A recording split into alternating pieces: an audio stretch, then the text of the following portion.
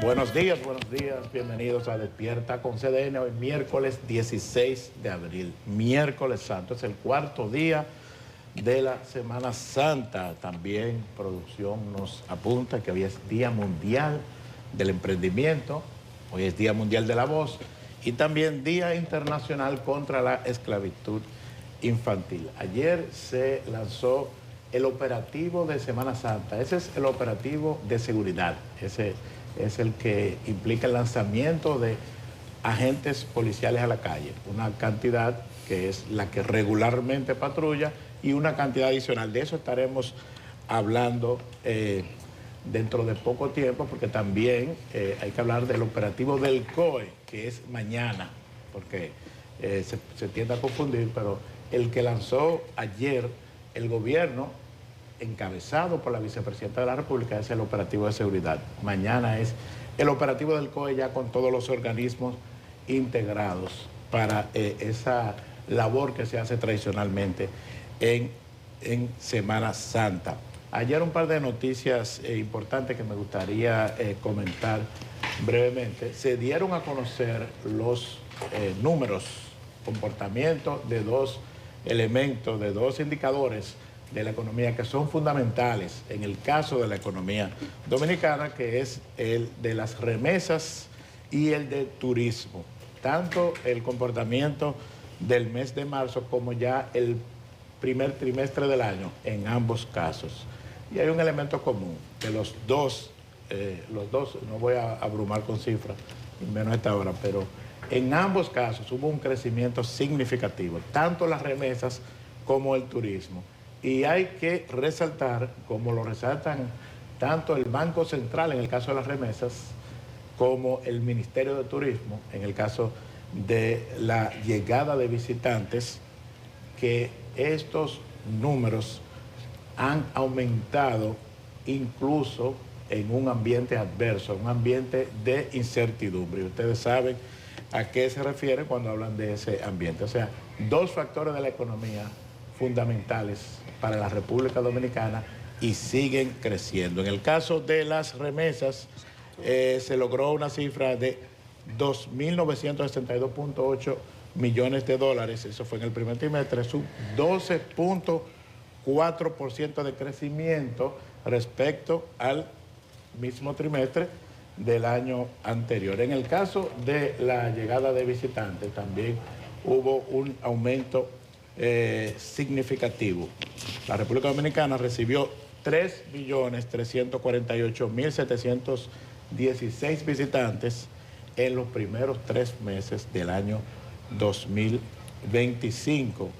Dice el Ministerio de Turismo en su nota difundida ayer que pese a la incertidumbre internacional y otros factores globales, la llegada de visitantes creció 48% respecto a 2019, que es el año que se toma de referencia siempre, 16% frente a 2024, a 2023 y 4% en comparación con 2024. Fíjense que 2024 es un año difícil de igualar y mucho más difícil de superar porque fue un año récord en llegada de visitantes. Así que dos noticias relevantes y positivas en esta, digamos que ya en este en este balance ya del primer trimestre del año.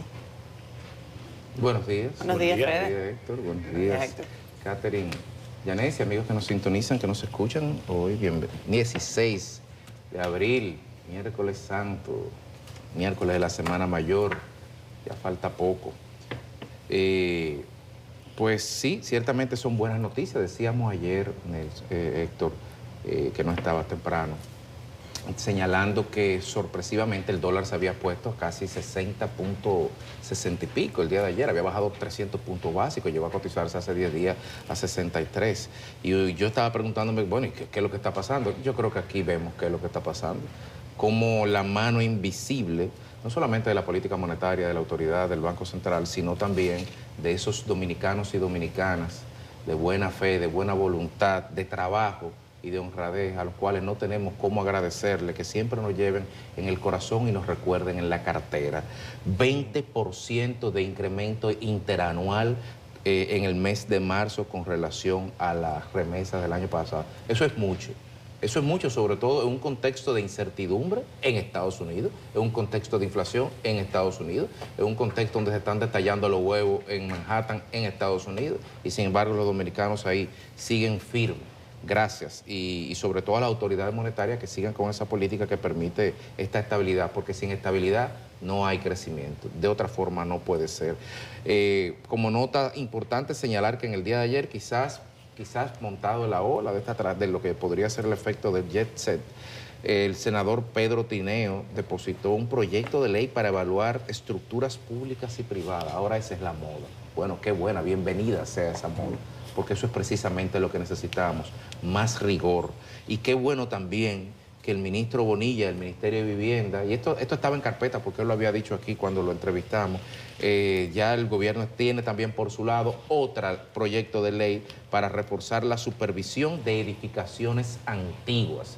Bueno, la ciudad colonial tiene 500 años, juzguen ustedes qué tan antiguos podemos estar hablando, la revisión de estas estructuras, que el Estado tome nota de esto, pero no tome nota solo en el espanto y en el dolor, sino en la acción, es lo que necesitamos. Acción con presupuesto, dicho sea de paso, como necesitaremos cuando la Comisión de Supervisión de Infraestructuras Públicas ante el cambio climático, que preside, que coordina el buen amigo Osiris de León, entregue pues sus informes definitivos periódicos. Ya hablaron sobre el puente de la 17, están hablando de otros puentes a lo largo de la carretera de la autopista Duarte. También ahí tendremos que ver los desafíos estructurales que tenemos, porque estamos haciendo como una revisión, un paneo generalizado, un diagnóstico del estado de situación de todos los bienes, de todas las estructuras físicas, públicas y privadas. Ese es el desafío. Si ese va a ser el colateral del efecto del jet set, ese será un efecto positivo, porque reforzará y prevendrá que nuevas tragedias así puedan ocasionarse, como lo que hizo el Consejo del Poder Judicial ante el reclamo de los jueces de la Corte de Apelación, diciendo que va a desalojar el edificio de la Corte de Apelación de Santo Domingo, el que está ahí detrás de la Suprema, el antiguo Suprema Corte de Justicia, a más tardar, fecha simbólica por cierto, el 30 de mayo, porque las condiciones físicas de ese edificio parece que no tienen los suficientes niveles de seguridad para brindar servicios y para proteger sobre todo al personal de justicia que elabora ahí. Muchas noticias en torno a reforzar el clima de seguridad estructural de la República Dominicana y operativa, como tú señalabas, Héctor, por eso lo hablaremos más adelante. 77.945 efectivos estarán en la calle trabajando en esta Semana Santa, 25.548 policías, 2.400 soldados y 49.997 voluntarios de organismos de socorro. Eso es mucho.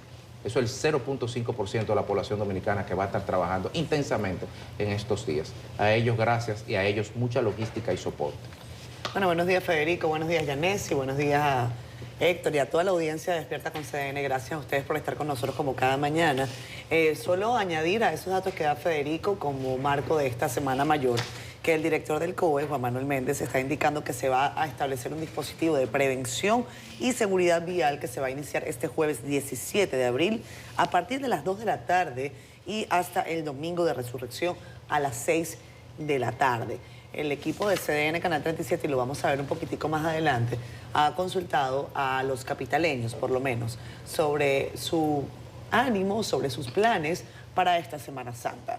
Ustedes lo van a ver un poquitico más adelante. No sé si quieran compartirme también en Facebook Live, en sus comentarios o utilizando la etiqueta que está aquí, miren, Despierta con CDN, usándolo, por ejemplo, en Twitter, si tienen plan en Semana Santa, si se van a quedar en casa, si se van a sumar a las actividades quizás religiosas. Miren, normalmente yo en Semana Santa comparto mucho con familia, me encanta en el ámbito familiar dedicarle ese tiempo a la familia. Y hemos estado haciendo acá en CDN una serie de entrevistas, sobre todo con representantes de la Iglesia Católica. Y ayer conversaba con mi suegra sobre muchas personas que quizás en algún momento determinado se pelean con la Iglesia, pero que en estos días se han reencontrado con la fe. Porque la fe es un sostén en momentos de dificultad.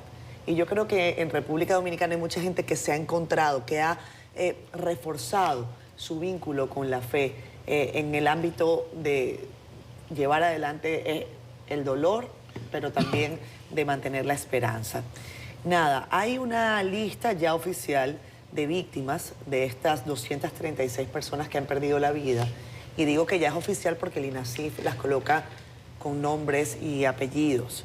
Ya no hay un marco de duda de quiénes son y quiénes no son. Y esto, por supuesto, también facilita a todas aquellas personas que de una manera u otra decían, Catherine, pero todavía quedan personas desaparecidas. Al menos hasta ahora, nosotros no hemos visto personas desaparecidas más allá de lo que los listados oficiales están mostrando como personas fallecidas o heridas todavía recibiendo atención médica. Los momentos como los que hemos vivido en República Dominicana desde el pasado 8 de abril sacan lo mejor y lo peor de la gente. Lo mejor y lo peor. Y pasa así. No pasa nada más en República Dominicana. Ustedes lo saben, cuando se voltea un camión, hay mucha gente que en vez de ayudar al chofer o a la chofer del vehículo, lo que hace es que saquea el camión en sí. Se llevan entonces la carga. Eso para decir lo mínimo. En los terremotos, en los huracanes también se ven situaciones de solidaridad, pero después uno sabe que viene la miseria humana. Cuando ocurrió la tragedia de Vargas en 1999, una tragedia en Venezuela donde murieron, se cree que más de 30.000 personas. Esa es la cifra más baja. Al principio fue el lamento, el llanto, la angustia. Y días después empezaron los saqueos, los robos de niños, la separación de familias, los asesinatos, porque habían quienes estaban defendiendo su propiedad y ante el posible robo, atraco, hurto, pues las personas empezaron a hacer justicia por sus manos para defenderse. Y en estos días, ayer yo vi una información que quiero llamar a Diego Pesqueira un poco más adelante, a ver si Kelvin nos ayuda, para que él nos explique qué es lo que ha ocurrido con este joven llamado Rafael Rosario Mota, alias Foster, dice la policía. Él dice que ha recibido dinero, no dice de quién. Él dice que él recibió dinero para mostrarse como un héroe y decir que él rescató a 12 personas de la tragedia del Jet Set. Incluso en una entrevista de televisión, en un medio de comunicación tradicional, le pusieron a la persona que él rescató, que fue nuestra compañera Alianta Quintero. Y este joven se despachó a llorar. O sea, yo no había visto una situación de miseria humana, o sea, de una manera tan evidente, ¿no? Porque miserias humanas hay, las sabemos, las conocemos, pero expuesto de esa manera en medios de comunicación formales y no formales. Yo creo que además de que la policía diga que este sujeto tiene esta calaña y que va a ser procesado ante la justicia, que digan también quiénes fueron los que le pagaron para hacer semejante barbaridad. Porque esos también tienen que estar detenidos y execrados de la sociedad dominicana que se resiente todavía de esta tragedia. Nada, compañeros. Buen día, Yanis.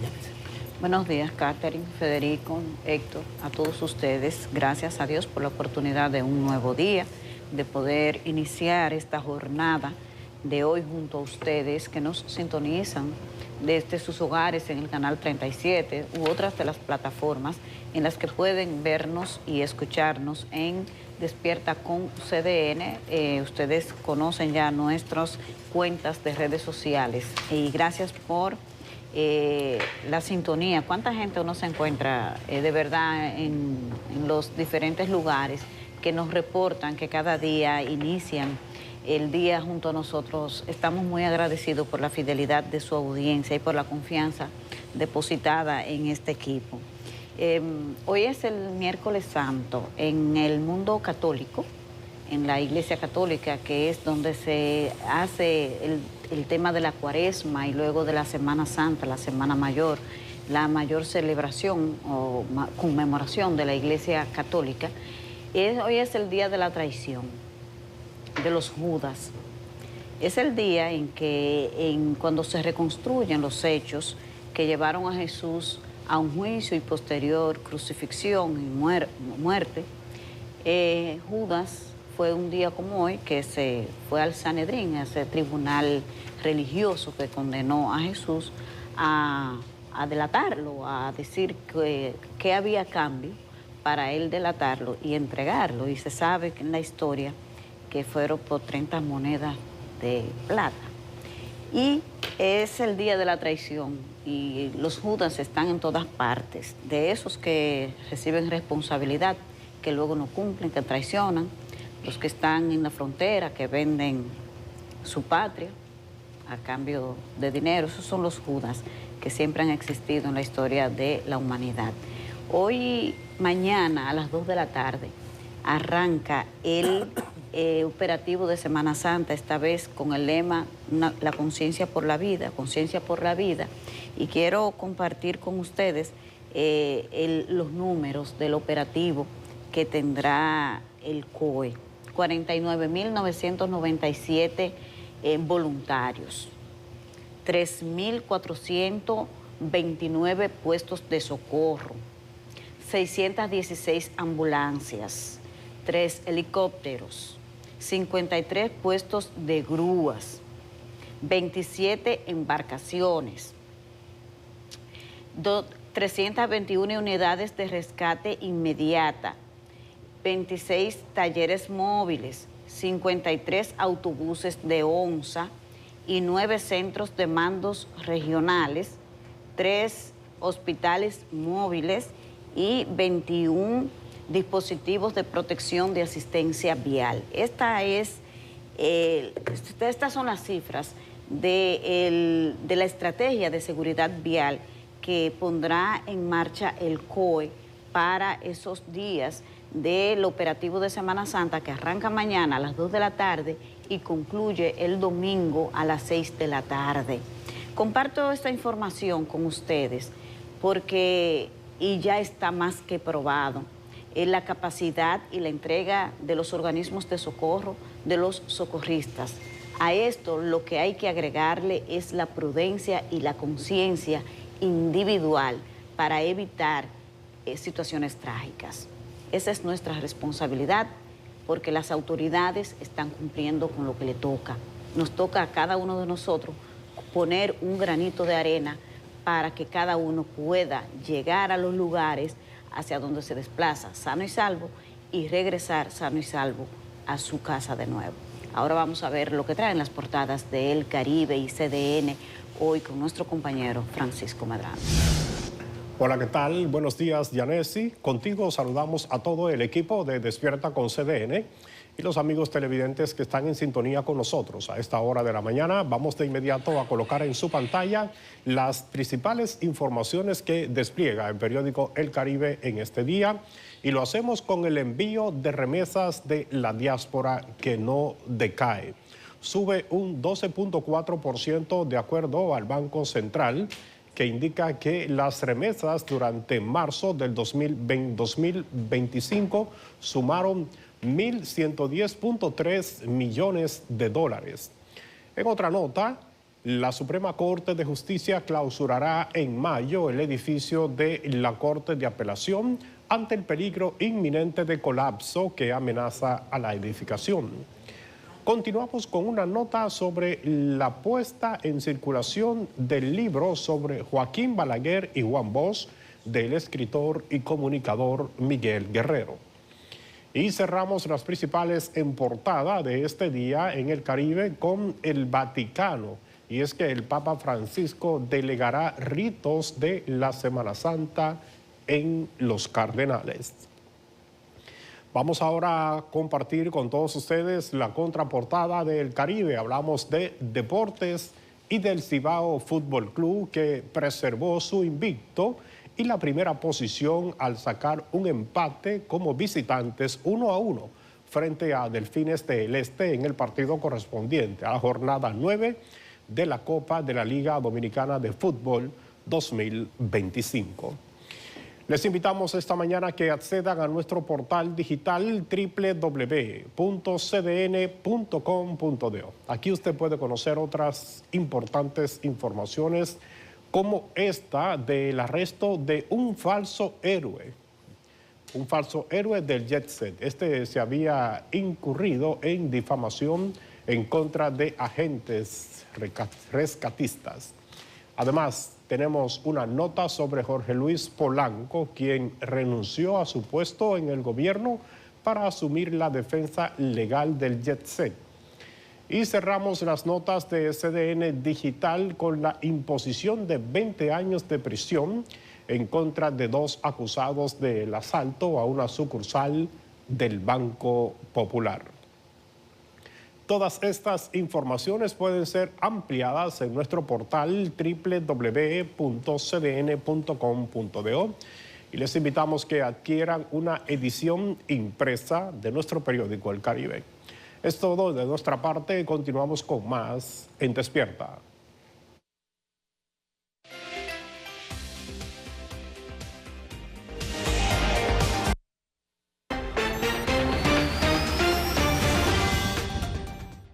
El clima es un factor importante para los planes de Semana Santa. Vamos a ver cómo está el reporte del tiempo para hoy, miércoles santo. Adelante, Jim Suriel. Muchísimas gracias, muy buenos días. Hoy vamos a estar muy atentos a las condiciones meteorológicas en República Dominicana porque se activarán los aguaceros fuertes por la cercanía de esta perturbación atmosférica que se moverá al norte de la región del Caribe durante las próximas 24 horas. Estará uniéndose a los remanentes de la vaguada, que ha sido la responsable de aportar precipitaciones en gran parte del país en los últimos días. También los remanentes del Frente Frío número 39. Vamos a ver cómo durante las próximas horas podrían desarrollarse precipitaciones moderadas en gran parte del país, pero será sobre todo después del mediodía que incremente el potencial de lluvias fuertes hacia la región del Cibao, también así elevándose el potencial de algunas inundaciones repentinas. Esta tarde, esta noche, permanecerá esa misma condición atmosférica generada por los sistemas atmosféricos que estarán en nuestra región. A partir de mañana podría establecerse un ambiente más fresco en nuestro país con la cercanía de un frente frío, el número 40, y de una masa de aire polar que estarán llegando fuera de temporada a la región del Caribe, y así también estará reflejándose este refrescamiento en nuestro país, especialmente durante el fin de semana y varios días de la próxima semana. Estas han sido las informaciones meteorológicas. Ahí está el informe del tiempo para hoy, miércoles santo. Gracias, profesor. Regresamos con más de Despierta con CDN. Vamos a revisar en Facebook algunos comentarios, a ver si los tenemos. Creo que, perdónenme que estaba aquí viendo otros datos, tratando de verificar unas informaciones acá. Tenemos a la gente de Facebook. Si nuestro señor director nos lo permite, quizás los veo. Bueno, mientras tanto, vamos a hablar de noticias, en lo que yo logro conectar con la audiencia de Facebook Live. El empresario Antonio Espaillat se puso a disposición del Ministerio Público para colaborar con las investigaciones por el colapso del techo de la discoteca Jet Set, que provocó, como saben, la muerte ya de 231 personas. La Fiscalía, por su parte, informó que los interrogatorios van a comenzar la próxima semana. Tenemos un recuento de nuestro compañero Wilkin Amador. Una fuente informó a CDN que Espaillat comunicó su decisión a la fiscal del Distrito Nacional, Rosalba Ramos, a través de una carta firmada por él y por su asesor jurídico, el abogado Jorge Luis Polanco. En la comunicación, Espaillat se dirige a las autoridades como gerente de la entidad jurídica Inversiones EIL SRL, propietaria del Jet Set. En la misma indica que el propósito es de ponerse a disposición de colaborar con esta Procuraduría Fiscal del Distrito Nacional en el marco de la investigación que, según la prensa, se ha iniciado tras el lamentable colapso de la infraestructura donde operaba dicho establecimiento. Indica que acoge con seriedad y compromiso el curso de tales investigaciones y reitera su apertura a colaborar con todas las autoridades competentes en el proceso, en especial con el Ministerio Público, garante del interés general y de la búsqueda de la verdad. Asimismo, los interrogatorios como parte de las investigaciones por el colapso del techo en la discoteca Jet Set se iniciarían la próxima semana. Así lo confirmó a CDN la fiscal del Distrito Nacional, Rosalba Ramos, al tiempo que resalta que en estos momentos se encuentran en el levantamiento de los certificados médicos de los lesionados. Dijo que también se está en la fase de entrevistas a las víctimas y testigos del hecho. También la empresa Jet Set informó este martes que 6 empleados de la discoteca fallecieron en la tragedia y otro está aún hospitalizado. Identificó a los fallecidos como Johnny Humberto García, que era seguridad, Omar Ogando, seguridad, también César Mariñez, seguridad, Roger Hernández, camarero, Alexander Manuel Mejía, camarero, y Daniel Taveras, también camarero. La comunicación de la empresa Jet Set indica que en el lugar había 30 empleados y que aún permanece hospitalizado Bartolo Reyes, camarero, y los otros 23 que se encontraban en el lugar están bien de salud. Wilkin Amador, CDN.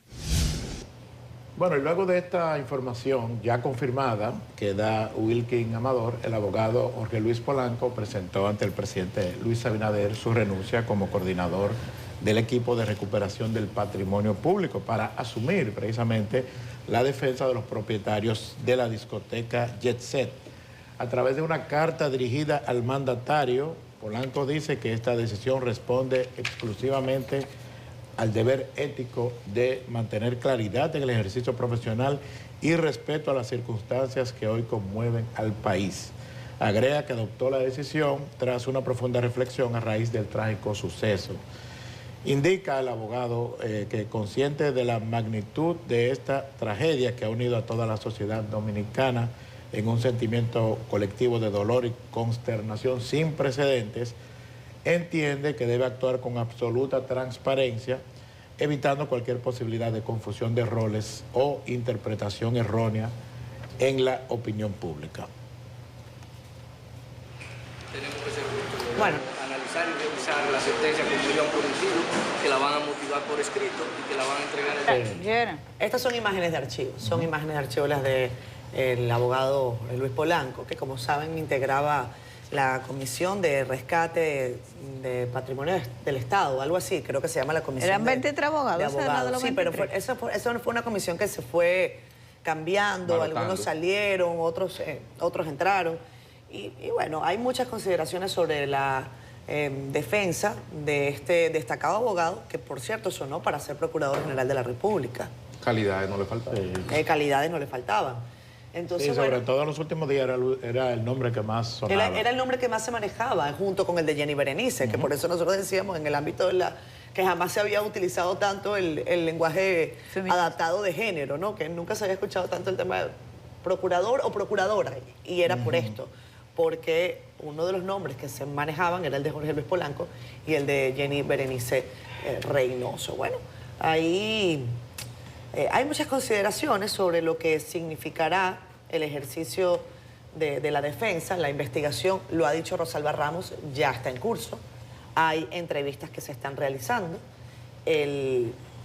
Dice ella que otras se van a llevar adelante la próxima semana y entendemos entonces que quizás el empresario Antonio Espaillat junto a su equipo de abogados tendrá que acudir a la justicia, a las entrevistas preliminares que las autoridades así consideren. No sé, yo prefiero esperar un par de días antes de entrar en algún tipo de consideración sobre lo que significará esta decisión de un jurista connotado, cercano al gobierno, en la defensa de Antonio Espaillat en medio de esta tragedia tan dolorosa. No sé qué piensan ustedes, amigos. Yo pienso que a veces hay que darle... Esto ocurrió anoche. Entonces hay que darle un compás de espera, a balanzarse, a hacer apreciaciones. Yo creo que hay gente más bien interesada en eso, en que uno se abalance y hable de una vez. No, aguanten. Por ahora no pienso formarme una opinión, o tengo una opinión ya, pero no pienso avanzarla demasiado hasta que pasen un par de días y bueno, las personas acudan a la justicia. Al final de cuentas, los tiempos, el problema es que ante la contundencia de la tragedia, el shock social, Sí. demanda acciones o busca respuestas que no se compadecen ni con los tiempos investigativos ni con los tiempos procesales. Hay un tiempo para todo.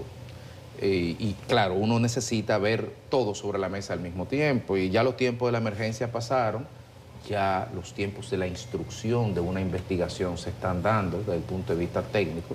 Me imagino, me aventuro a decirlo, que el Ministerio Público ya tiene sus tiempos también corriendo, pero una investigación, una acusación, una teoría de caso, por decirlo de alguna forma, no se construye de un día para otro.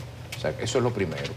Lo segundo, señalar que lo que hace el empresario Antonio Espaillat de ponerse a disposición del Ministerio Público es lo correcto. Es lo correcto, es lo mandatorio.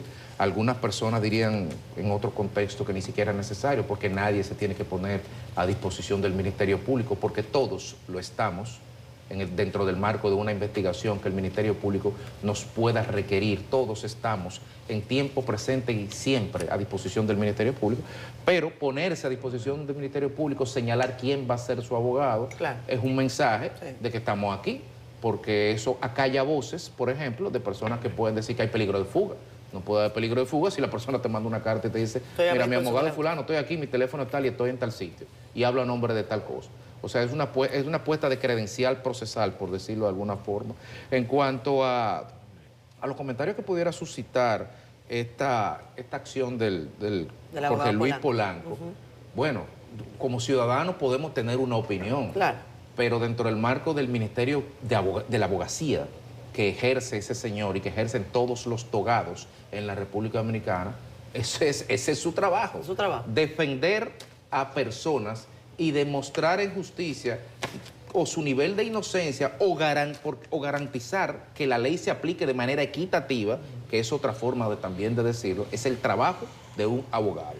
Aquí lo que puede generar ruido, sobre todo para el gobierno, pero no ni para el abogado, ni para Antonio Espaillat, ni para el caso. Lo que puede generar ruido hacia afuera es que este hombre hasta ayer trabajaba para el presidente de la República, dicho figuradamente, porque en realidad era un abogado apoderado por el presidente, y hizo lo correcto desde el punto de vista de los conflictos de interés. Pongo mi renuncia ahora y cojo mi caso luego. Eso dentro del mundo del derecho, eso es perfectamente normal, salvo que haya una ley que tácitamente en algún caso lo permita. Usted no puede ser superintendente de valores de banco y dejar de ser superintendente del banco y al otro día irse al board de directores de un banco comercial, porque la ley lo prohíbe. Pero en este caso la ley no lo prohíbe. Así que, ojo con esto para no, digamos, endosar etiquetas o pensar que esto es una acción. Yo no creo que esto es una acción del gobierno, como hay personas que quieren decir. Jorge Luis, renuncia y ve allí. Yo no creo eso, ese señor es un abogado. Y hay muchos abogados, porque ya hemos visto abogados que están buscando casos desde el punto de vista de las personas afectadas, y así hay abogados que están buscando casos desde el punto de vista de las personas, presumiblemente de las personas responsables de esto. Lo dejo ahí.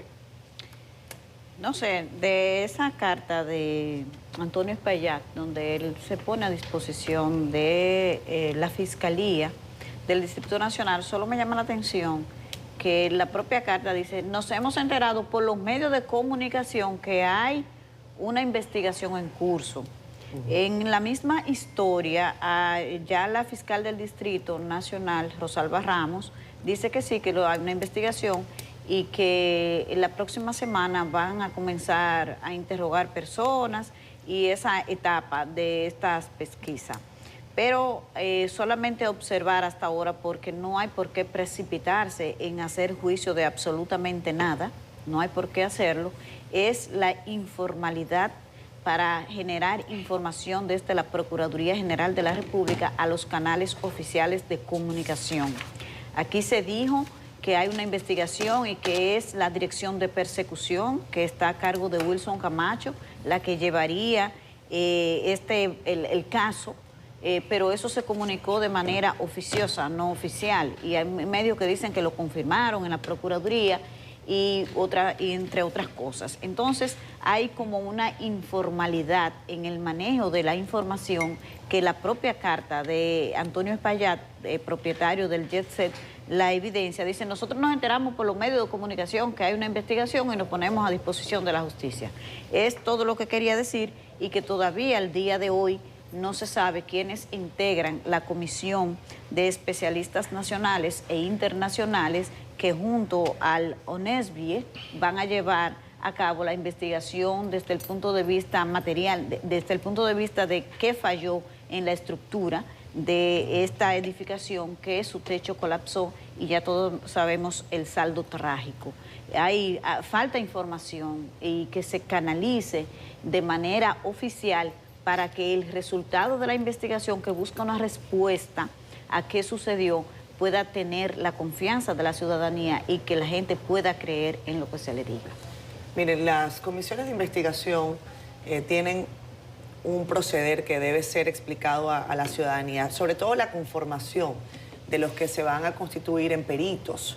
Nosotros ayer decíamos que no se puede decir que la comisión que ha sido designada y que está encabezada, por ejemplo, por ONESVIE, y que va a tener expertos internacionales, etcétera, va a estar o debería estar totalmente separada, divorciada del proceso de investigación del Ministerio Público.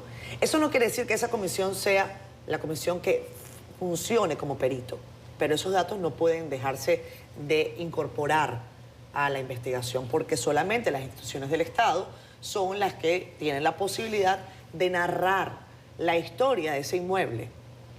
O sea, la historia del Jet Set desde el punto de vista documental la tiene el Estado y la tienen, por supuesto, sus representantes. Me refiero a los empresarios, al empresario Antonio Espaillat, a su equipo. O sea, todos los mantenimientos que se hicieron, todas las inspecciones que se hicieron, sí se hicieron, tienen que tener también si hubo remodelaciones, si no hubo remodelaciones en el incendio que ocurrió, qué ocurrió, se les dio permiso para volver a operar, quién les dio ese permiso.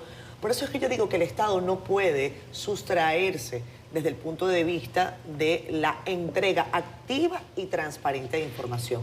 Eso no quiere decir que vaya a ser el Estado el perito, porque muchas de las demandas que probablemente vayan a verse desde el punto de vista de lo civil van a tener probablemente una parte demandada, como parte demandada al Estado. Aunque que hay un vacío de ley, yo no lo sé. Yo no lo sé.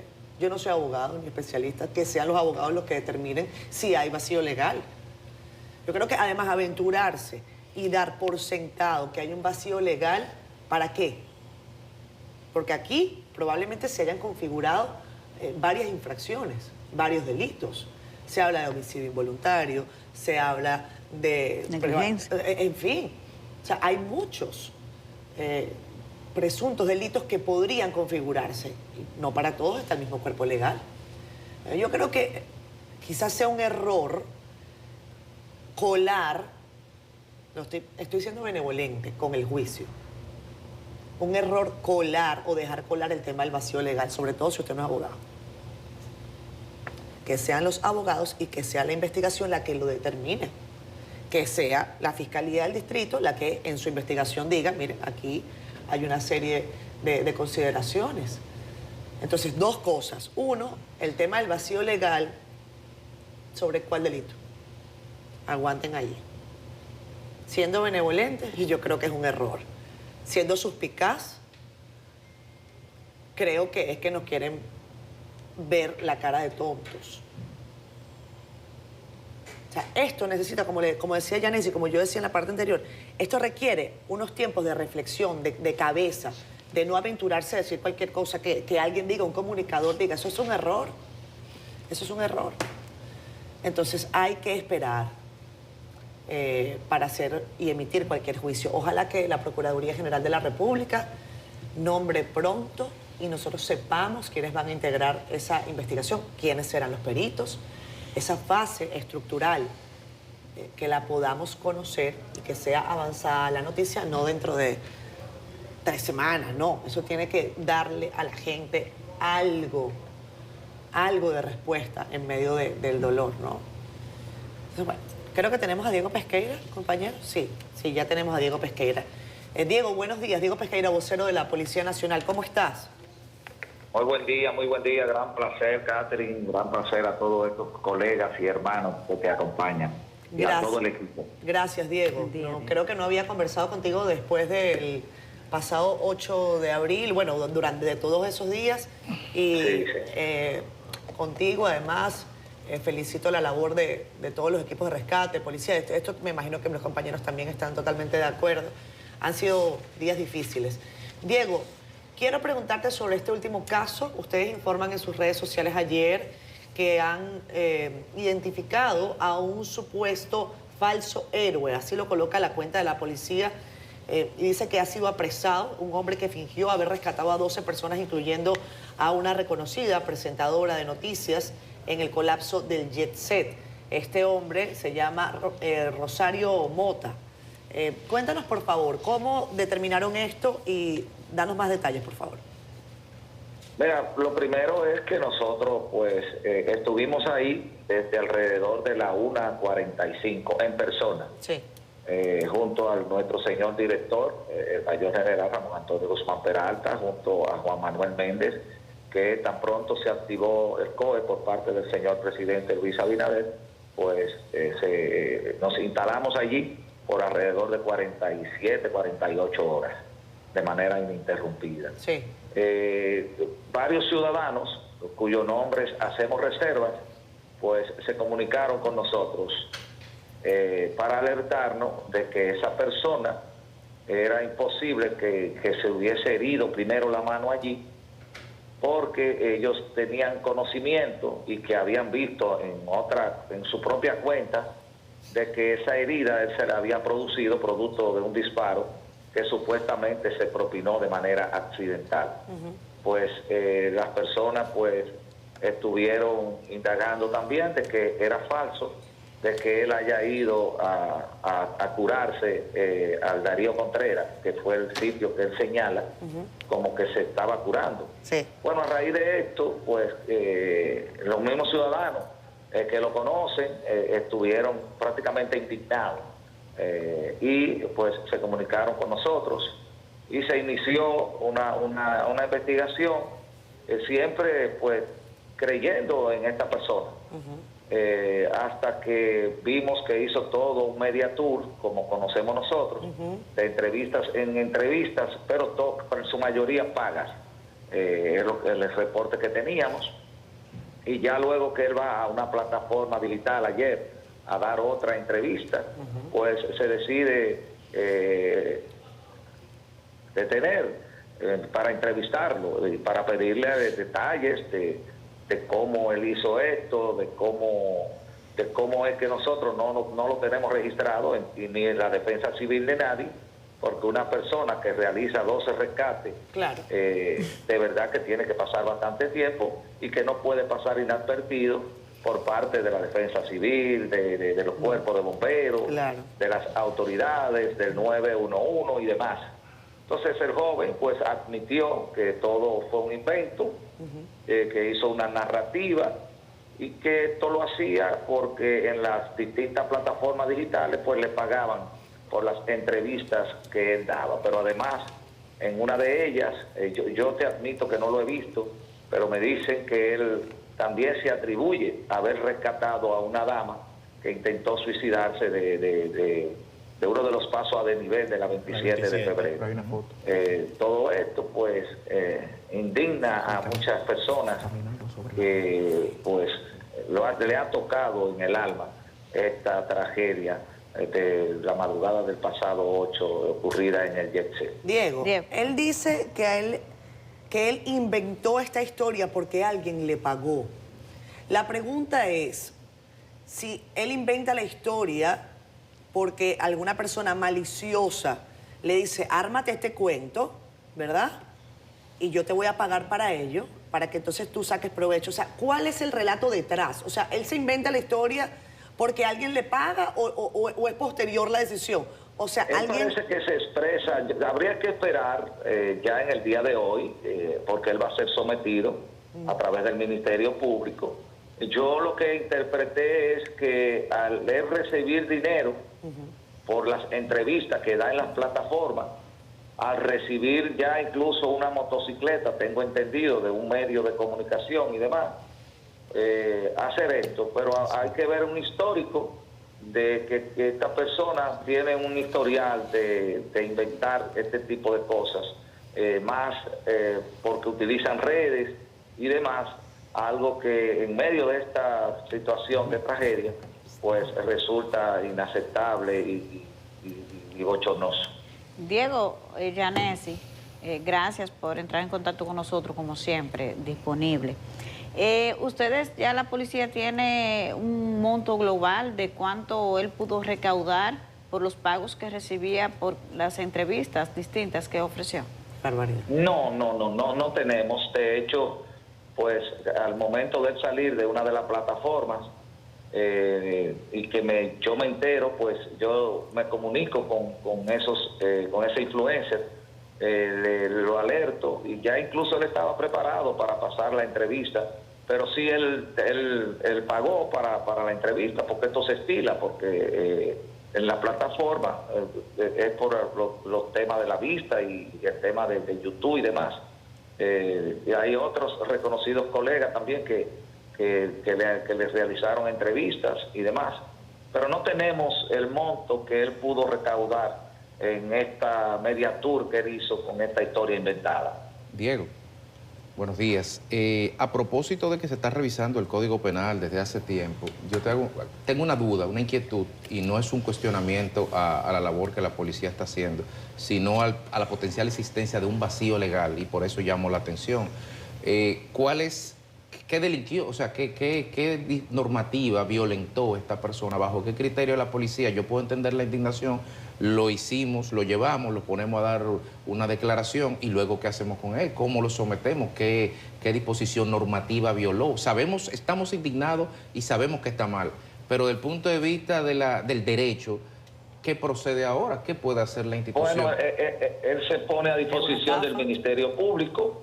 Ya el Ministerio Público tiene la responsabilidad de judicializarlo, de poner algún tipo de castigo, ya sea en base a algún articulado de la ley, porque él ha estafado, él ha engañado personas, abuso de confianza de los comunicadores. Recuerden ustedes que nuestra amiga, reconocida presentadora de noticias, ella había dado 2 o 3 entrevistas previas, incluso a un medio venezolano y al propio medio para la cual ella labora. Sí. Y ella narró lo que había pasado. Sí. Personas quizás no conocieron esa historia en medio de tanto dolor. Lo que se podría inducir es que él conocía el relato de nuestra amiga y pues dijo esto. Pero ya el Ministerio Público en su momento pues estará viendo el tipo penal que le estará imponiendo a este joven. Pues, pero nosotros no podíamos dejar que esta persona siguiera estafando y jugando con lo que es los sentimientos de todo un pueblo. Claro, y es correcto. Dando entrevistas. Diego, del otro caso que él menciona, ¿se comprobó si él tuvo alguna participación o ese es otro embuste de él? Nosotros vimos el video de cuando rescatan, tienen mucho parecido, pero si uno hace los captures se da cuenta que la persona que rescata a la dama tiene una cicatriz que es una seña particular, lo que nosotros llamamos, y no es la misma persona, pero rápidamente usted lo ve y tienen rasgos muy similares. Diego, aquí yo creo que deberían configurarse varias cosas y quiero que quede claro. Uno, y si quieren el equipo de cámara vengan conmigo. Por favor, señor de la producción, para que quede clarísimo acá. Comprar, dar dinero por entrevistas es una práctica detestable, totalmente fuera de la rigurosidad ética de un periodista. Y esto tiene que quedar clarísimo. Porque a mí me queda la duda, Diego, y por eso te hacía la pregunta, ¿qué fue primero, el huevo o la gallina? A esta persona, alguien que tendría alguna plataforma o cualquier medio de comunicación, le dijo, invéntate esta historia y yo te pago para que salgas al aire, o fue previo, o fue él, o otra persona le pagó y se fue a los medios y dijo esto, y engañó, como tú dices, a los medios. Que engañar a un medio en esto, en el momento de lo que estamos hablando, de lo que usted quiera, hay mucho estrés, lo que usted diga, pero es falta de rigor también. Entonces, a mí me interesa saber qué ocurrió primero, Diego, porque si le pagaron con toda la intencionalidad para que él se inventara la historia y obtener views, likes, lo que usted quiera, esa persona que pagó es la que debería también estar detenida, ¿o no? Claro. Pero nosotros tenemos que esperar, porque yo entiendo que quizás él pudiese estar atemorizado a ser detenido saliendo de una plataforma, luego de dar una entrevista. Ojalá que la investigación determine quién le pagó y si ese pago fue previo a que él empezara a aparecer en medios de comunicación. Exacto, eso lo va a determinar el Ministerio Público al momento de... Pero investiguen ustedes, Diego, investiguen ustedes también para que así como a este joven lo han detenido, que no lo estoy excluyendo de responsabilidad, ojalá, si ustedes investigan, como investigaron esto, pues lleven también y detengan al que lo hace. Es que tú sabes qué es lo que da rabia. Tú sabes qué es lo que da rabia, que los periodistas serios tenemos que encontrarnos con farsantes como este, ¿verdad? Y que farsantes también agarren y digan, no, porque es que nosotros somos... Es que eso no puede pasar. Y me indigno porque estas son las cosas con las que nosotros tenemos que vivir y que entonces después quieran meter en el mismo saco a los periodistas de lo que no es periodismo. Y me indigno porque ya está bueno. Y me indigno porque, caramba, se han muerto 231 personas. Entonces hay que lidiar con esta gente que le paga un imbécil, ¿verdad? Para que se eche una historia y entonces al que buscamos es al último eslabón de la cadena. Y no le ponemos la cascabel al gato. ¿Me explico, Diego? Tú que eres colega mío, que eres un periodista serio y formado. 100%, 100%. Así que muchas gracias a ustedes. Gracias a ti. Y felicidades. Gracias, Diego. Un abrazo, amigo. Amén. Gracias, Diego. Bueno, creo que vamos a pausa. Estamos en Semana Santa y es propicio seguir escuchando las voces de las autoridades de la iglesia, en este caso de la Iglesia Católica. En esta ocasión tenemos a Monseñor Alfredo de la Cruz Valdera, quien es obispo de San Francisco de Macorís. Buen día, bienvenido.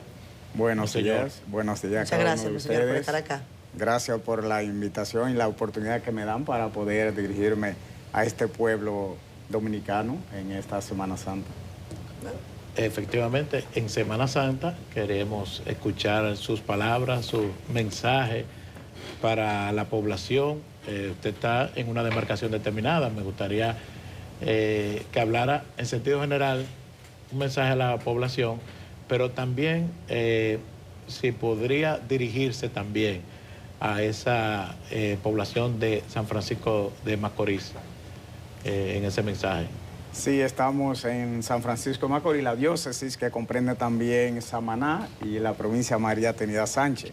Esa zona también de muchas personas que durante estos días van de vacaciones, sobre todo a las terrenas, a Samaná. Sí. Mi mensaje sobre todo es que tratemos de sacar el momento para reflexionar en nuestro interior, guardar ese silencio del sepulcro, como nosotros llamamos el sábado santo, se le llama el momento en que estamos en silencio en la iglesia porque Jesús ha muerto un Viernes Santo y es importante en la vida de nosotros como cristianos, no solamente los católicos, sino cristianos y todas las personas, es importante sacar momento donde yo trate de profundizar, donde yo deje espacio para cerrar mis oídos y escucharme a mí mismo.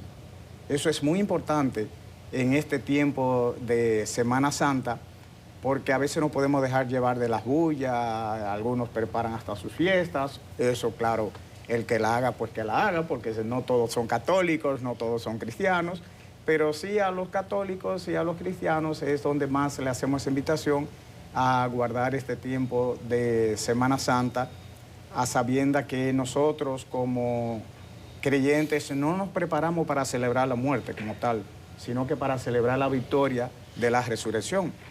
Y este es el sentido que ha tenido también la misma Cuaresma desde su origen, que es un llamado a prepararnos hacia la resurrección, hacia la Pascua.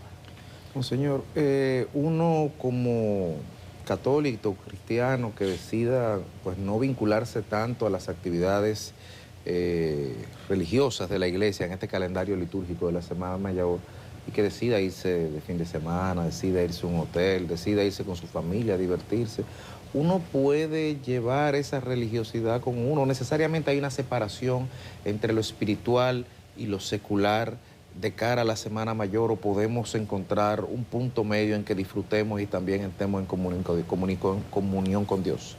siempre invitamos al equilibrio, que quizá es lo más difícil en la vida, uno mantener el equilibrio.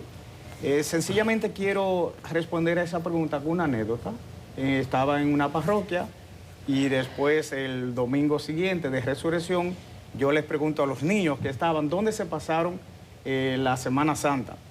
Y un niño se levanta, va, toma el micrófono y dice que sus padres se fueron a un resort y que él estaba muy contento. Pero resulta que en el resort tenían que rezar el rosario, que no sabía que tenían que rezar el rosario tantas veces en un resort. y me alegró eso, de saber que... ¿O se bañó en la playa? Sí, se bañó, pero dice, no sabía que tenía que rezar tanto el rosario. El equilibrio ahí. Quiere decir que esa familia muy católica decidió irse a su hotel, a su resort, con todo pleno derecho, y también vivió la Semana Santa desde allí. Porque no solamente, claro, desde la casa o en la parroquia donde yo estoy, donde quiera que yo estoy, yo puedo crear ese ambiente de espiritualidad, ese momento de encuentro conmigo mismo, que es muy importante, pero también ese momento de oración, de silencio que necesitamos en la vida. Monseñor, decíamos en una entrevista anterior también que la feligresía ha cambiado. La gente, tal y como usted señala, ahora, por ejemplo, utiliza hasta dispositivos digitales para seguir las Eucaristías.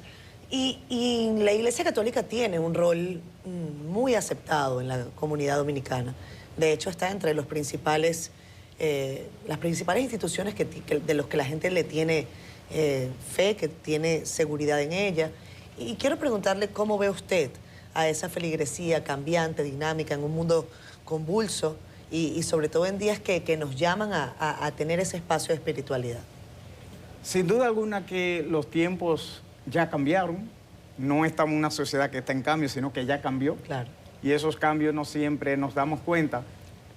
Lo que notamos sí es que la feligresía, si bien ha disminuido en cantidad, ha aumentado el compromiso en las iglesias, en las parroquias. Las personas que están hoy, que se dicen católicos, pues tratan de cumplir más con lo que son los preceptos de la iglesia y viven más conscientemente su fe, que es algo muy importante. Yo podría decir, hemos disminuido un poco a nivel cuantitativo, pero a nivel cualitativo se ha crecido bastante en la conciencia de yo soy católico, yo soy cristiano. Hemos crecido también mucho en cuanto a respetar la diferencia de creencia. Antes, si una persona que no era católico y hacía una bulla, diríamos, como decimos en el campo, al lado de mi casa, pues yo lo mandaba a callar y a veces hasta con fuerza, con violencia. No, estamos comprendiendo esa secularidad del mundo de hoy, del mundo moderno, y lo que tratamos es de convivir. Sí, lo que siempre pedimos es el mutuo respeto, que como yo soy creyente, pues que se me respete también que estos 3 días nosotros como creyentes queremos dedicarlo a la oración. Y respetar también al otro que tiene su pleno derecho a irse donde quiera disfrutar también su tiempo diríamos, de vacaciones, si así lo vemos. Pero sí esa mutua convivencia que nos ayuda a construir un mundo mejor incluso, y es parte de lo que nos llama el Jesús resucitado, aprender a vivir con otros. Monseñor, hoy miércoles santo se cumplen 9 días de esa tragedia que ha enlutado al pueblo dominicano y que ha dejado a tantas familias afectadas. Su mensaje de esperanza, de consolación, precisamente a raíz de que Jesús murió y resucitó, para tanta gente que hoy se siente sin consuelo. Fue una tragedia muy fuerte que hasta humanamente no la podemos entender. Yo lo que le digo a los familiares es que es humano, tienen pleno derecho al lamento, al dolor, porque no somos, la fe no nos quita el sentimiento. Jesús lloró a su amigo Lázaro, Jesús lloró ante la cruz, que incluso expresó que deben de manifestar su rabia incluso contra Dios, porque es momento donde uno se pregunta, Dios mío, ¿dónde tú estabas?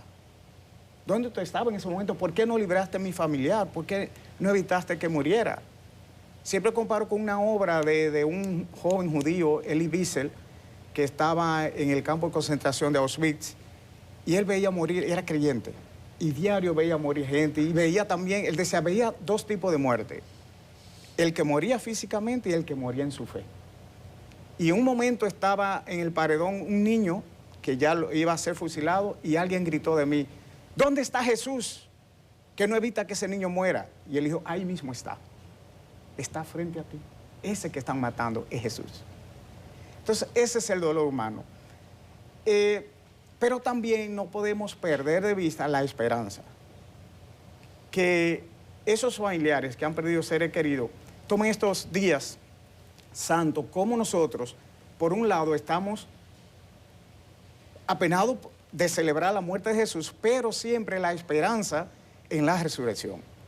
La esperanza de que el mundo no termina hoy, el mundo no termina aquí, sino que continúa y que yo desde mi fe debo sacar la fuerza para continuar.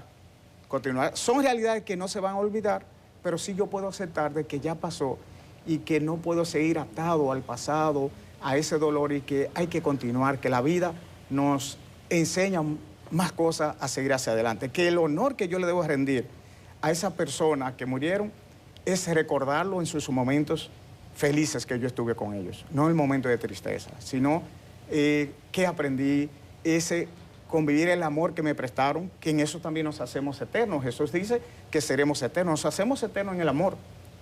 En la medida que yo, durante mi vida, yo ame a otros, yo haga el bien y en esa manera yo también me hago eterno. Y esas personas, sin duda alguna, hicieron un bien, porque nadie tan malo que no haya hecho nada. Entonces, sí, siempre hay, detrás de cada persona hay una historia de bien. Y recordar esa historia de bien que cada uno vivió junto a él. Monseñor, usted ahorita decía, hablaba de la iglesia y dijo que había menos feligreses, pero mayor compromiso.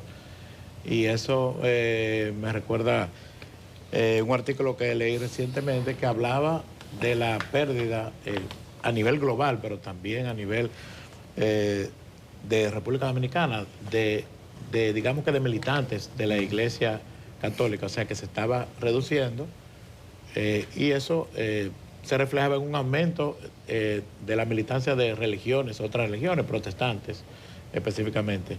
¿Cómo usted visualiza ese fenómeno? Y si ha habido algún espacio en la Iglesia Católica para analizarlo, para analizar esto. La gran dificultad que tenemos como Iglesia Dominicana es que no contamos con estadísticas claras ni actualizadas, lamentablemente. Mientras fui rector de la Pontificia Universidad Católica Madre y Maestra, intentamos hacer un instituto de investigación religiosa, pero todavía está en formación, que eso nos daría datos precisos, claro, para saber en qué medida ha aumentado o ha disminuido. Nosotros en Santo Domingo, la diócesis, tenemos un departamento de estadística y el resultado es que no ha disminuido, por lo menos en la zona de San Francisco, Nagua y Samaná, que sobre todo Nagua y Samaná son provincias tradicionalmente evangélicas, no católicas, de manera curiosa, no católicas. Y sin embargo, la cantidad de católicos es mayor, es mayor. Las estadísticas que nos llegan a nosotros son estadísticas hechas en ciertos sectores. Por ejemplo, aquí en el Gran Santo Domingo se hacen estadísticas, pero eso representa solamente el Gran Santo Domingo. Yo como cibaeño, excúsenme los capitaleños, siempre digo, y me enfado cuando escucho que dicen desde aquí el interior del país. Yo digo, ¿será que la capital está en el exterior? Esa es mi pregunta. Pues yo no sabía que la capital estaba en el exterior, porque nos está hablando del interior del país.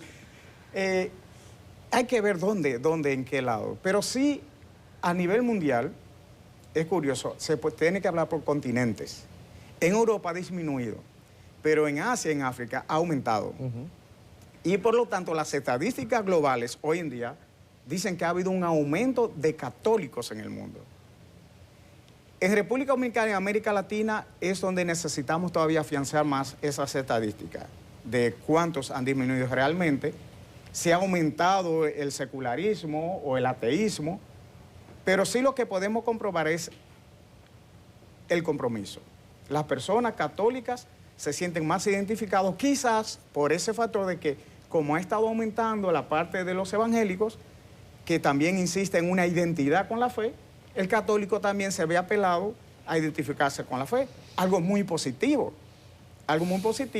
porque así también aprendemos a vivir en diferentes formas de creencias, pero también en diferentes modos de vivir esa fe en Jesucristo, que es uno. Y cómo nos estamos creciendo ambas iglesias, que en favor del cristianismo como tal.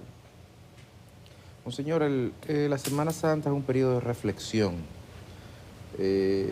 y los ciudadanos, los creyentes, los católicos y los cristianos en sentido general estaremos reflexionando, pero como ovejas de un rebaño estaremos reflexionando. Pero ¿qué reflexión harán los pastores de ese rebaño? ¿Qué reflexión tendría también que hacer la iglesia en tanto pastora del pueblo de Dios en la tierra para replantearse su rol? Si nosotros como pastores siempre nos preguntamos si yo estoy respondiendo a ese Jesús resucitado, que dice, no me busquen entre los muertos, yo he resucitado. ¿Y qué implica vivir en la resurrección de Jesús? Es una renovación. Miren, yo lo hago todo nuevo, nos dice el Señor. Él nos promete subir al cielo y volver. Y nosotros vivimos de esa promesa. Es motivarnos todos, desde el obispo, el papa, sacerdotes, laicos, comprometernos a vivir con confianza esa promesa que se nos ha hecho, de un reino de Dios. Miren, yo lo hago todo nuevo. Pero también esa promesa de la resurrección nos lleva a que vivimos en un mundo. Vamos después de Pentecostés a ver lo que es la ascensión del Señor. El Señor sube, asciende. Y le dice los ángeles, ¿qué hacen ahí mirando? Ese que ha resucitado y que fue llevado al cielo, ¿volverá? Esa es nuestra actitud. Nosotros también no perder la mirada hacia lo trascendente, de no dejarnos arropar por lo material simplemente, pero saber también que tenemos y que necesitamos lo material también para seguir viviendo. Y que estamos llamados a transformar eso que está aquí, lo que es el mundo actual. Es un llamado a la transformación de nuestro mundo a través de nuestra vivencia de fe y de nuestro compromiso. Es un reto. Monseñor, háblenos por favor de las actividades que llevará adelante la Arquidiócesis de San Francisco de Macorís, lo que tiene que ver con la agenda de actividades para la feligresía. Y también quiero tener su perspectiva, se lo hemos preguntado a otros sacerdotes, sobre el actual papado, sobre el Papa Francisco y lo que significa el Papa Francisco para la Iglesia Católica en este momento. Dicen que es el Papa de estos tiempos, ¿no? Gracias, gracias. La diócesis de San Francisco de Macorís, como todo a nivel mundial, casi el mismo programa que tenemos, porque nos regimos por un rito. Sí. El rito de Tríodo Pascual. El jueves en la mañana tendremos la misa crismal, que es donde el obispo con todos los sacerdotes renovamos ese compromiso en nuestra vida sacerdotal de que fuimos ordenados y que participamos del sacerdocio de Cristo y que estamos llamados a vivir nuestra fe. El obispo siempre dirige una homilía directamente a los sacerdotes. Es de la poca misa donde el obispo tiene la oportunidad de dirigirse directamente a sus sacerdotes. Es una misa para los sacerdotes. Claro que la dejamos acompañar por los fieles. Y en la noche se hace la misa de la Cena del Señor, que la conocemos más bien como el lavatorio de los pies, porque ahí se hace el rito del lavado de los pies, un llamado a la humildad, un llamado a no ser servido, sino a servir. Es ese sentido, y también de la instauración de Jesucristo, de la Eucaristía, de cómo Jesús se reúne con sus discípulos y celebra, diríamos, su primera Eucaristía. Ya el Viernes Santo es el único día así donde no se celebra una misa a nivel mundial. No hay misas, sino que se hace una liturgia de la palabra, la liturgia propia del Viernes Santo, donde leemos la pasión y muerte de nuestro Señor Jesucristo, que es el momento donde comienza ese gran silencio. Y el sábado ya en la noche empezamos a celebrar lo que es la misa, la vigilia pascual, la misa de la resurrección. Algunos dicen la misa larga porque ese día se leen muchas lecturas recogiendo todo lo que es la historia de la Pascua. Por eso se leen 7 lecturas del Antiguo Testamento recorriendo todo lo que es la historia de la Pascua, del inicio del pueblo de Israel hasta llegar al culmen con Jesucristo. Eso es lo que celebramos. Luego el papado de Francisco, creo que con la llegada del Papa Francisco, la Iglesia ha experimentado una gran renovación. Es el Papa del tiempo moderno que ha entendido lo que son los desafíos de este tiempo y ha tratado de responder de esa manera. Una iglesia más abierta, una iglesia que dialoga, no una iglesia que condena, sino una iglesia que muestra la misericordia. Y el Papa Francisco, hay una palabra que lo caracteriza, que insiste, la iglesia es de todos, todos, todos, y lo dice 3 veces, todos, todos, todos. Al igual como decimos santo, santo, santo, que es el superlativo, para no decir todísimo. Claro. Sí. Eso no quiere decir todo. Esto es la plenitud, o sea, lo abarcante, y no dice una sola vez, sino las 3 veces, como nosotros también, como ya heredado del hebreo, que repite 3 veces la palabra para expresar el superlativo. Esa iglesia abierta, que dialoga, es el Papa que ha traído una nueva forma de ser, que a veces no se siente. Pero en el Vaticano ha habido una reforma grandísima, grandísima, que quizás nosotros desde lejos no la experimentamos. Yo hablaba con algunos cardenales de la curia, porque estuve en octubre en el sínodo, como delegado de aquí, de la Conferencia del Episcopado Dominicano, y dialogaba con algunos, y le decía, esto que estamos hablando de reforma, de transformación, ¿realmente ustedes lo sienten? Y dicen, oiga, ha sido una transformación grandísima. Los cardenales ahora somos más abiertos. Cuando llega alguien, cuando llega una queja, una propuesta, no importa de qué parte de la iglesia es, no importa el rincón que sea, es tomado en serio como si llegara de aquí mismo. Eso no era así antes. Se vivía en la periferia, todo era Roma. No, ahora lo que se busca el Papa Francisco es que nosotros como obispos tengamos un mayor protagonismo en lo que es el pastoreo de los fieles. Y esa es la gran transformación. Yo digo que el Papa Francisco es un regalo del Espíritu Santo para la iglesia de hoy. Monseñor, uno de las actividades de la Semana Santa en la Iglesia Católica que genera mayor expectativa en la sociedad en general es el sermón de las 7 palabras. Y a veces en las reprimendas de los sacerdotes, que generalmente, ¿verdad?, le dicen sus verdades, especialmente al poder de turno, incluso se dicen muchísimas cosas que son elegidos de manera, con una intencionalidad. Nos gustaría, dentro de lo posible, que usted nos pueda dar algunos detalles de cómo se decide qué se dice en ese sermón y cómo se escogen a los sacerdotes que los leen. Cada diócesis tiene su forma de elegir. Por ejemplo, en mi diócesis es el vicario pastoral que ha elegido quiénes son los sacerdotes. Yo mismo no sé todavía, o sea, para el obispo no dice este, por lo menos yo, porque tengo que ser también de esa iglesia que el Papa Francisco presenta, o sea, la iglesia sinodal. Se eligen, claro, de acuerdo a su capacidad de reflexión,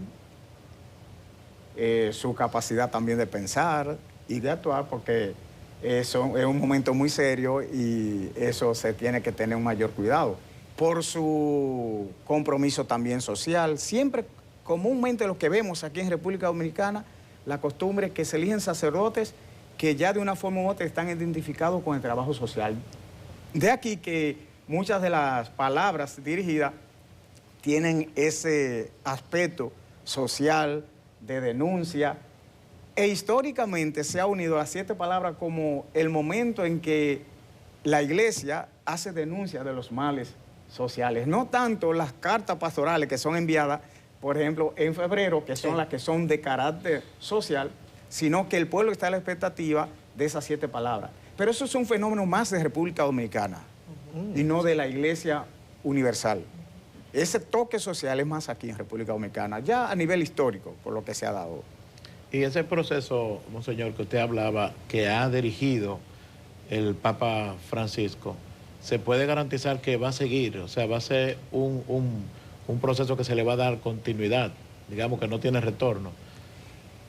No tiene retorno, no tiene retorno. En las conversaciones con los diferentes cardenales y obispos y personas que participamos en el sínodo, se veía que es un proceso que tenemos que mirar, ese, como le llamamos nosotros el momento actual, el sínodo de la sinodalidad, es la puesta en práctica de lo del Vaticano II, que terminó en el año 1968, y que de una manera u otra, muchas de las propuestas de la reforma eclesial que el Vaticano II propuso no se pudieron llevar, por diferentes situaciones, conflictos, posiciones de un grupo más que otros, y esto ahora con el sínodo es como la continuidad. Y ya sabiendo que es la continuidad, como iglesia hemos decidido ya es necesario una reforma profunda de la iglesia. Y cualquier otro que sea sucesor del Papa Francisco, creo que va por esa sintonía, de que no hay vuelta atrás, que la iglesia tiene que responder al mundo de hoy. Si intentamos responder al mundo de ayer, estamos perdidos y solamente nos mantiene la fe en el Espíritu Santo y en Jesucristo, que dijo, ni la fuerza del infierno podrán contra ella, pero sería muy difícil. Decía Jesucristo que a César lo que es del César y a Dios lo que es de Dios. Entonces, ¿cómo, y en el caso concreto de la diócesis, que es un territorio caracterizado por una alta estructura económica de carácter agrícola, arrocera, cacaotalera, con alta presencia de inmigrantes haitianos, ¿cómo en la diócesis se está abordando el desafío de las medidas migratorias que está incorporando el gobierno, del cumplimiento de la legislación del 80-20 que es pasible de todos los empresarios, y la realidad de un drama humano que se está viviendo, que están viviendo nuestros hermanos haitianos del otro lado de la frontera, que le hacen venir a la República Dominicana? ¿Cómo coexisten esas dos realidades ahí? Nosotros tenemos la pastoral haitiana con un sacerdote de Haití que trabaja, un sacerdote haitiano que trabaja con ellos, y lo que tratamos es de ir orientándolo, ayudándolo a que regularicen su estatus migratorio. Padecemos junto a ellos la situación, nos llegan denuncias de que van, lo toman prisionero y luego que le quitan el dinero lo devuelven. Trabajan en nuestros campos agrícolas, pero se integran también a la iglesia. El año pasado, bueno, va a ser un año el jueves, en nuestra catedral, la pastoral haitiana participó, llevó ofrenda. Oye, casi nos prenden la iglesia. Sí, me recuerdo. Los grupos nacionalistas de que en Macorís, San Francisco de Macorís, una misa fue celebrada en creol, sí, y distorsionaron totalmente el mensaje. La misa no fue en creol, ellos fueron cantando porque todas las comisiones que iban llevando de su manera, y me apenó mucho esa situación. Sin embargo, a ellos lo que les dio fue valor de seguir viviendo su fe en medio de esa situación de tristeza. Y lo que buscamos es eso, orientar lo más que se pueda. Tenemos seminaristas incluso que son de Haití, que tienen problemas y que estamos ahora tratando de ver cómo se regula. Tengo el caso de un seminarista que él nació aquí y no sabe nada de Haití, ni siquiera creol. Ni siquiera creol sabe, porque sus padres vinieron pequeños aquí y él está ahí en el seminario y ahora dice, ¿qué hago ahora? Porque no me van a inscribir en la universidad. Claro. Pero él se siente dominicano. Y entonces hay que tratar de ver, ayudar, porque lo que queremos es como iglesia que se regularice la situación de los inmigrantes. Porque si no hay regularización, será mayor explotación. Se aprovecha más del que está indefenso. Y un ciudadano, sea de qué país que sea, y no está legal en un país, se convierte en una presa de aquellos que quieren explotar a otro ser humano. Monseñor, usted no nos ha dado todavía detalles de qué es lo que viene en las 7 palabras. Nos dice que todavía usted no lo sabe. No conozco, no lo puede saber. No sé. Pero quizás si usted tuviese que hacer algún aporte en ese sentido, ¿qué le preocupa a usted en su diócesis y en la perspectiva del país? Y con esta reflexión quizás ya para cerrar. Sí. Me preocupa la situación de tantas personas, campesinos, que hoy no pueden producir por falta de recursos del Estado. Y los bancos que hay, por ejemplo, el Banco Agrícola, que hace unos préstamos, pero lo que me dicen ellos, los campesinos, pero nosotros no vemos nunca dónde llegan esos préstamos. No llegan a nosotros. O se hacen los préstamos y después resulta que ven que son 2 o 3 personas del mismo partido que lo toman. Sí. Entonces, eso es difícil. Para nosotros también, en la zona de San Francisco de Macorís sigue siendo un gran problema la violencia. De manera especial la violencia intrafamiliar de tantas mujeres que mueren en manos de sus esposos o ex esposos. Se vive una violencia intrafamiliar en los barrios, en los campos, por doquier. Eso es preocupante. Me preocupa los jóvenes que están estudiando y que no tienen seguridad de cuál será su futuro, si van a encontrar una plaza de trabajo, si tienen que emigrar o irse a Santiago, aquí a Santo Domingo, venir a Santo Domingo, porque quizá en la zona no encuentren el trabajo necesario. Eso me preocupa mucho. Y me preocupa muchísimo que nos estamos olvidando que hay pobres. Nos estamos olvidando. El mundo mercantilista, de las redes sociales, donde vemos que siempre presentan el bienestar. ¿Y el crecimiento económico es bien? ¿Eso no se está sintiendo? Si voy para allá, esa es la parte, por otra parte, positiva. O sea, hay pobres, siguen ahí, pero sin embargo también tenemos que reconocer que hay un crecimiento de ciertos sectores a nivel de San Francisco de Macorís, una ciudad pujante. Si uno entra a San Francisco de Macorís se da cuenta. Claro que al principio era un crecimiento en base a narcotráfico. Ya hoy no se puede decir eso. En San Francisco de Macorís hay muchos empresarios que están apostando por el crecimiento económico. Lo mismo que en Nagua, lo mismo que en Samaná. Y que ese crecimiento económico, claro, tenemos que buscar un balance de no gastar más de lo que nosotros percibimos. Eso ahí sí también es algo preocupante, de que el consumismo nos ha llevado a gastar más de lo que recibimos y nos vemos luego, como decimos, en el lío de cómo saldar las cuentas a final del mes. Pero era interesante la reflexión del padre sobre la invisibilización de la pobreza en virtud de que lo que se muestra en redes sociales está siempre asociado a un estatus falso de bienestar, o en un estatus real de bienestar, pero es permanentemente la apelación y la invisibilización de la pobreza. El lujo, lo bonito. Sí, sí, claro. Gracias, padre, por habernos acompañado en esta mañana. Estaremos muy atentos a las actividades que desde la iglesia pues vayan realizando y, si se puede decir, feliz Semana Santa. Gracias. Igual, y muchas bendiciones por parte de Dios a ustedes. Gracias al equipo. Vamos a pausa. La política migratoria del presidente Donald Trump ha puesto patas arriba a todo el ordenamiento migratorio en los Estados Unidos. Hay muchas preguntas, muchas interrogantes, mucha ansiedad, muchas dudas. Y todas esas preguntas también tienen muchas respuestas, y creo que nuestra colega Jennifer Meléndez, directamente de Nueva York, abogada experta en temas de migración, pues nos estará dando algunas de esas respuestas. Adelante, Jennifer. Buenos días. Hola, muy buenos días allá a todos el estudio y a los televidentes. Y sí, así es, realmente todo lo que está relacionado con el presidente Donald Trump y migración, pues tiene a las personas de puntas, literalmente. Creo que definiría que una de las estrategias justamente es esa, crear esta sensación de miedo y de no seguridad para que las personas mismas decidan marcharse de los Estados Unidos.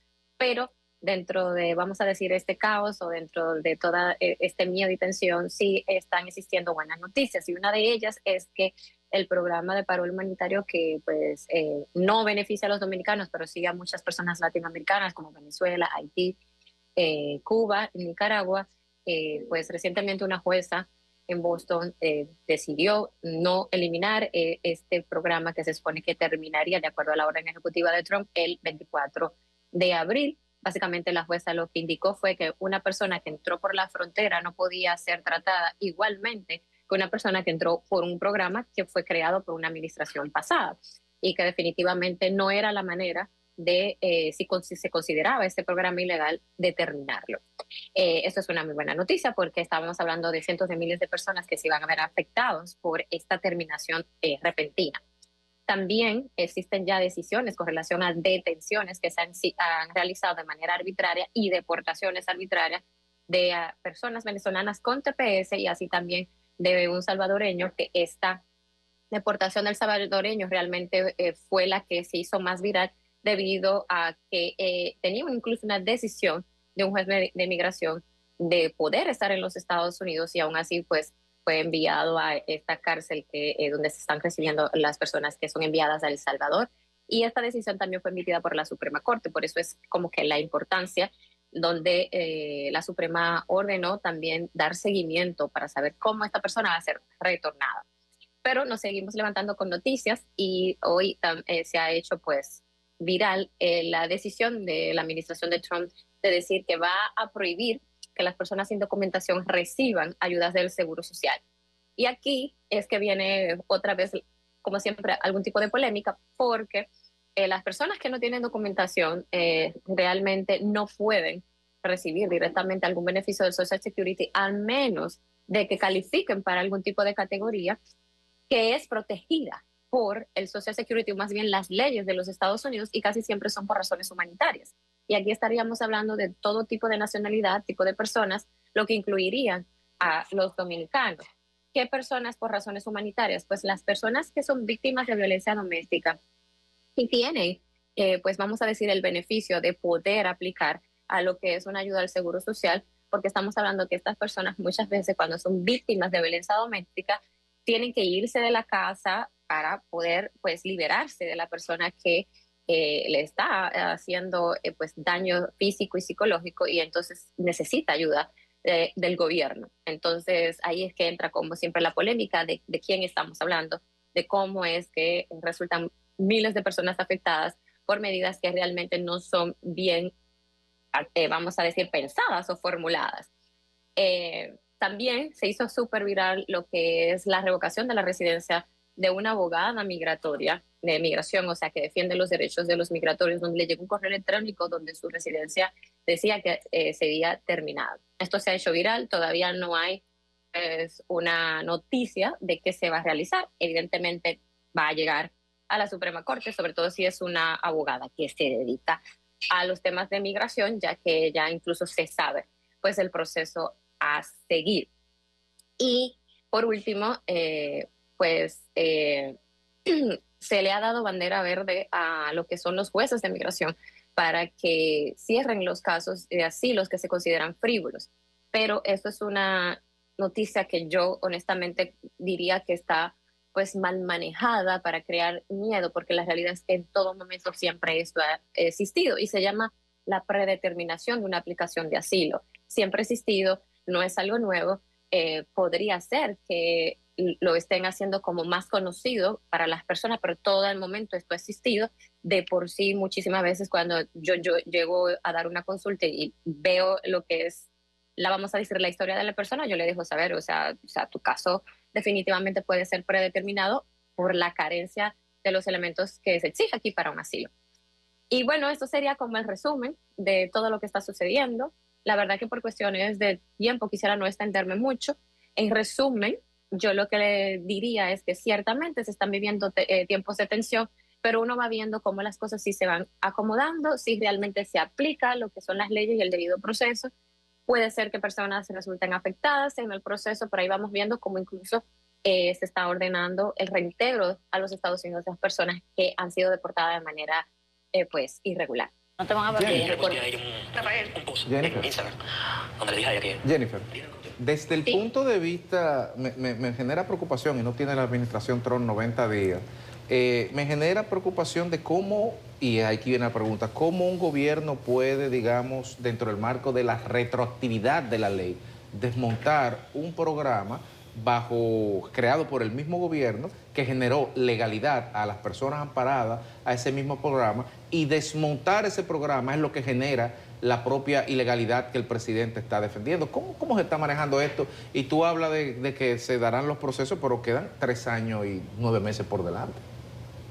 Bueno, hay que ver definitivamente cómo va a reaccionar Trump con relación a esta decisión que hizo la jueza. De por sí, todas estas detenciones que se hacen son temporales y tienen que tener una decisión definitiva. Y justamente por eso que tú mencionas es que es cuestionado prácticamente casi todas las órdenes ejecutivas de Donald Trump, porque no existe un debido proceso.